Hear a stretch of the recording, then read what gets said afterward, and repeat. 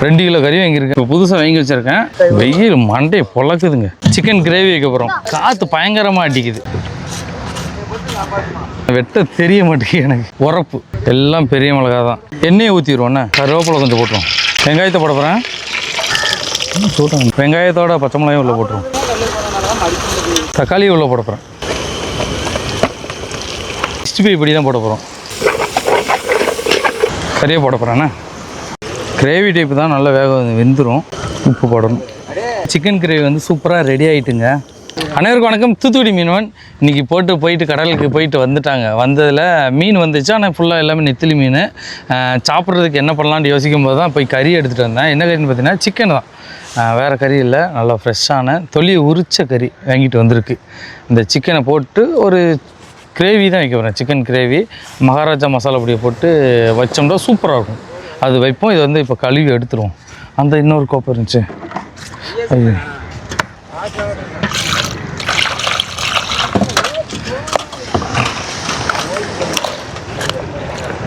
2 kilo கறி வாங்கியிருக்கேன். ஆனால் 2 கிலோ கறி இவ்வளோ பேருக்கு காணாது எனக்கு தெரிஞ்ச வரைக்கும். கழுவி எடுத்துட்டு நான் உங்களுக்கு காமிக்கண்ணா. இப்போ வந்து புதுசாகவே மறுபடியும் வாங்கிட்டு வந்திருக்கேன். இதுக்கு முன்னாடி இதை வாங்கி வச்சுருந்தோம்ல, அது வந்து துருப்பிடிச்சு என்னாச்சுன்னா தீ வந்து ஸ்பீடாகவே எரிய மாட்டேன்ட்டு. இப்போ புதுசாக வாங்கி வச்சுருக்கேன். இப்போ ட்ரை பண்ணி பார்ப்போம்.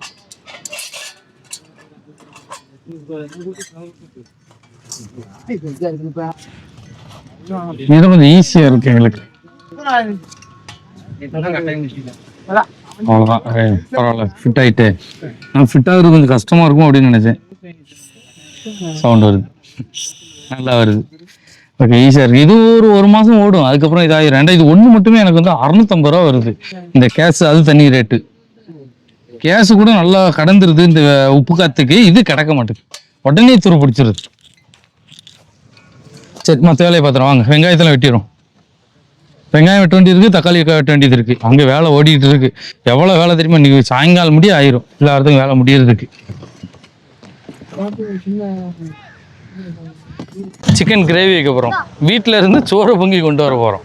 ஏன்டா இங்கே வேலைகள் ரொம்ப இருக்குது. ஒரு அடுப்பு தான் இருக்கா, அது லேட்டாகிரும் ரெடி பண்ணுறதுக்கு. அது போக இங்கே காற்று பயங்கரமாக அடிக்குது. சோறுக்கு வந்து சோறு பொங்குறது கொஞ்சம் லேட்டாகிரும்ல, ஒழுங்காக தீ பிடிக்காது. அதனால் எங்களுக்கு கொஞ்சம் கடுப்பாக இருக்கும். காற்று இல்லாமல் கொஞ்சம் ஒரு அன்னசல் மாதிரி இருந்தால் சூப்பராக இருக்குங்க. நீளமாக வெட்டிக்கிறோம் தக்காளி. சரி, வெங்காயத்தை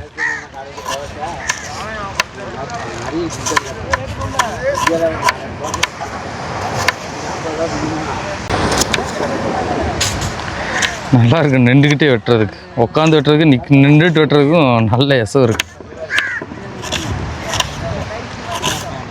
எல்லாமே எப்பயும் போல் வைப்பேன்ல, அதே மாதிரி தான் வைக்கேன். நான் இந்த சமையல் வைக்கலாம் என்ன பண்ணுவேன்னா, கடையில் சாப்பாடு வாங்கி கொடுத்து விட்ருவோம். எல்லாருமே சாப்பிட்றாங்க கடையில். வெங்காயம் எல்லாத்தையும் வெட்டி முடிச்சிட்டேன். இனிமேல் தக்காளி இருக்குது, பச்சை மிளகா இருக்குது. அது 2 மட்டும் வெட்டினா போதும், வேலை முடிஞ்சிச்சு. 2 கழுவி வச்சிடும்.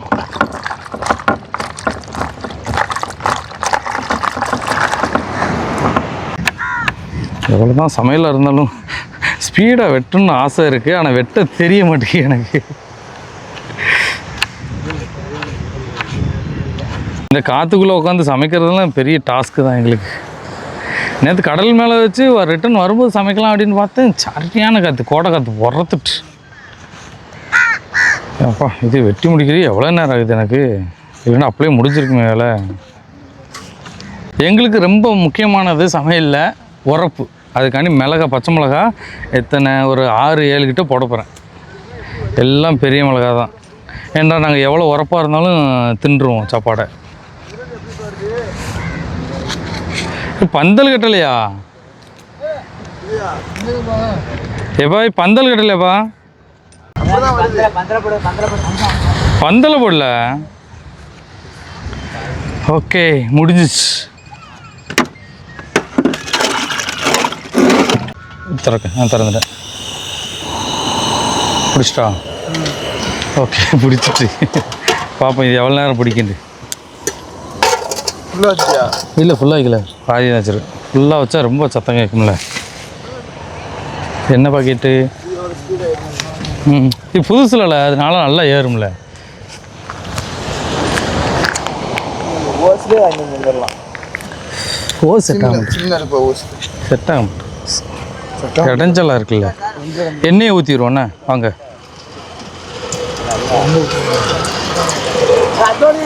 எண்ணெயிலேயே வதக்கிடுவோம், நல்லாயிருக்கும்.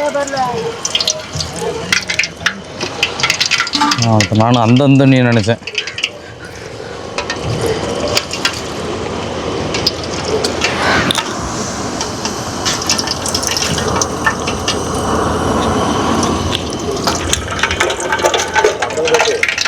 பந்தல் போடு,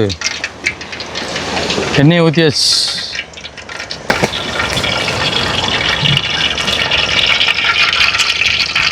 கருவேப்பிலை கொஞ்சம் போட்டுரும்.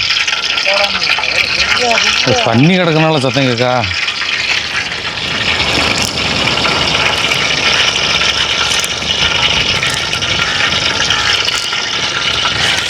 எங்கள் சமையல் ஏனோ தானே தான் இருக்கும், ஆனால் நல்லாயிருக்கும்.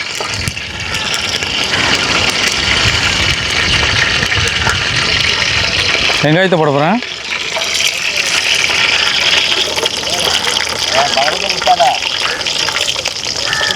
சொல்கிறாங்க தண்ணி கிடந்துச்சால, எதில் தண்ணி கிடந்துச்சு?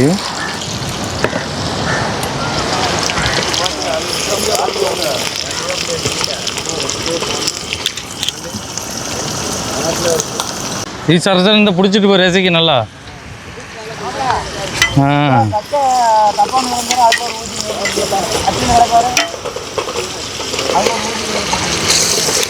சூடியாரு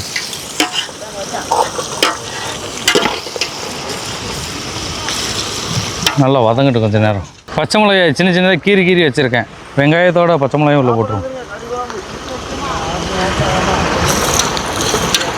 அதுவும் சேர்ந்து வதங்கட்டும்.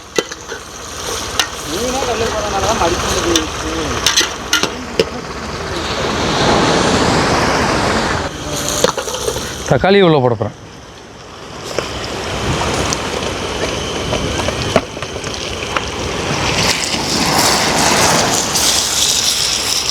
நானும் இவ்வளோ அழகாக வெட்டியிருக்கேன், எல்லாம் நீளமாக கிடக்கு. எனக்கே ஆச்சரியமாக இருக்குது நான் இப்படி வெட்டினதை பார்த்தா.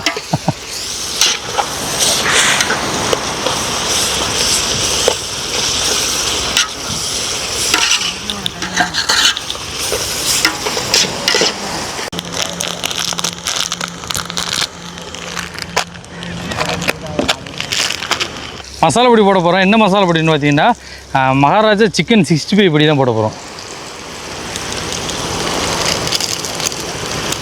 இதில் உப்பு அதுலேயே இருக்கும், அதனால் நம்மளுக்கு பிரச்சனை இல்லை. நான் 2 கிலோ கறி எங்கே இருக்கேன்னா 3 பாக்கெட் போடுறேன். நான் ஆரம்பத்தில் சொன்ன மாதிரி எங்கள் ஆளுகளுக்கு வந்து உரப்பு ரொம்ப முக்கியம். என்ன ஒன்று இன்னும் அடிபிடிக்க ஆரம்பிச்சிடும். இது எப்போ துண்டுங்கப்பா, துண்டு அந்த அதில் சிவப்பு கலர் துண்டு இருக்கு. மசாலா போட்டு நல்லா கலக்கிட்டோம்னா இது நல்ல சிவப்பு கலர் கொடுக்குங்க. இந்த இது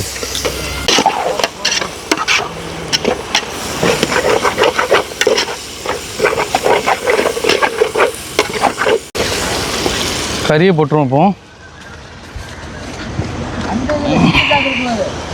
கறியை போட போகிறேண்ணே.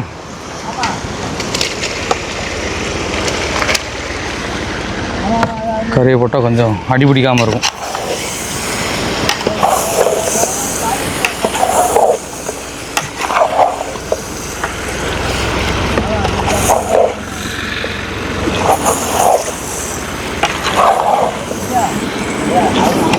எப்படி ஆகிட்டு பார்க்க சூப்பராக கத்தியில அழகா.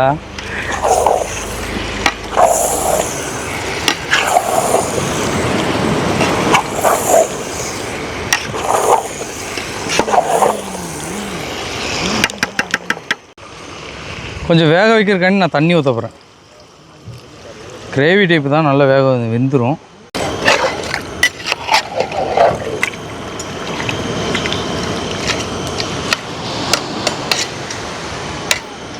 பேசிக்கு உள்ளே இறங்கி மூடி எடு.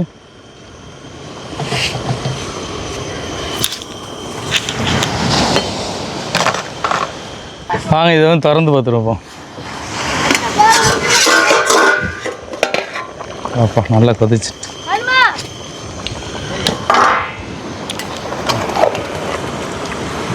இது வெறுமனா நான் 65 பொடியை மட்டும் தான் போட்டு இது கிரேவி டைப்பில் நான் கொண்டு வர போகிறேன். இனிமேல் இதை வேக விட்டுருவோம். அது இன்னும் வற்ற விட போகிறேன் தண்ணியை. வற்ற இது வந்து வெந்துடும் நல்லா. தண்ணி கொஞ்சம் அதிகமாகவே நான் ஊற்றிட்டேன். சிக்கன்லேருந்து தண்ணி விடும் தெரிஞ்சிருந்து நான் ஊற்றிருக்கேன்.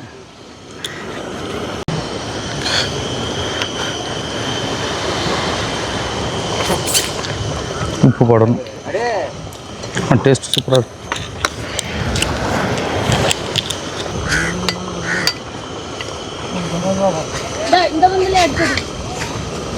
அந்த சோறு வீட்டில் பொங்க போகிறேன்னு சொன்னோம்ல, வீட்டில் நாங்கள் சோறு பொங்கலை. எங்கள் அம்மா இங்கே கொடுத்துட்டு விட்டுட்டு நீங்கள் கடற்கரையிலே பொங்கிக்கோங்களான்ட்டு. அதனால் அந்த அடுப்பை கொண்டு வந்தாச்சு. இன்னொரு கேஸ் இருந்தால் சோறும் இதுலேயே பொங்கி முடித்து சாப்பிட்ருவோம். இங்கே பாருங்கள், நம்ம கிரேவி வந்து சிக்கன் கிரேவி வந்து சூப்பராக ரெடி ஆகிட்டுங்க. பார்க்க எவ்வளோ அழகாக இருக்குன்னு பாருங்க. ஓரளவு கட்டியாக வச்சுட்டேன், ஏன்னா தண்ணி நான் எக்ஸ்ட்ரா ஊற்றிட்டேன். ஆனால் இந்த கிரேவி வந்து நல்லா குழுன்னு தான் இருக்குது. இனிமேல் நம்ம சோறை பொங்கிட்டு சாப்பிட்ற வேண்டி தான். அடிச்சு ஆக்கும்போதே எனக்கு வந்து எச்சி ஊறிட்டு இருக்கு. அவ்வளோ சூப்பராக இருக்குங்க கிரேவி. செம்மையாக இன்றைக்கி ஒரு பிடி இருக்குது.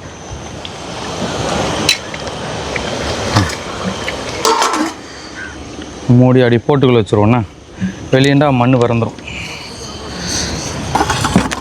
உள்ளே வச்சாச்சு. ஏதோ அப்படியே வச்சுருவா அந்த அரிசியை. ஏன்னா தண்ணி ஊற்றணும் இன்னும். சோறு இதுலேயே நாங்கள் ரெடி பண்ணியாச்சு. அரிசி மொத்தமாக போட்டு வச்சுருக்கோம். அரிசியும் உள்ளே போட்டாச்சு, தண்ணியும் போட்டாச்சு.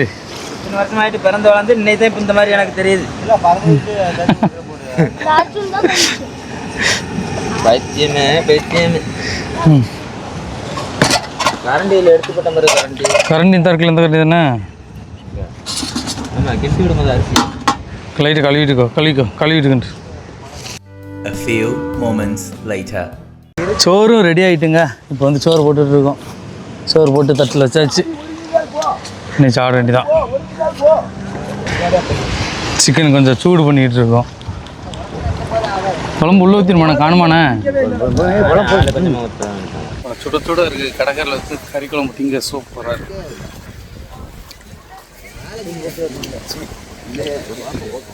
சரியான சூடு.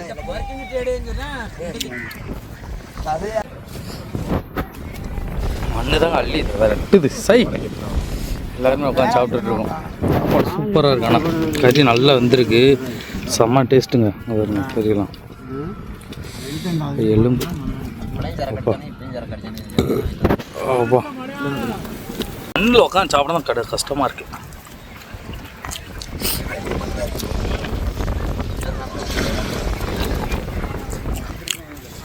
வீடியோ பிடிச்சா லைக் பண்ணி ஷேர் பண்ணி கமெண்ட் பண்ணுங்க. நன்றி, வணக்கம், பாய்.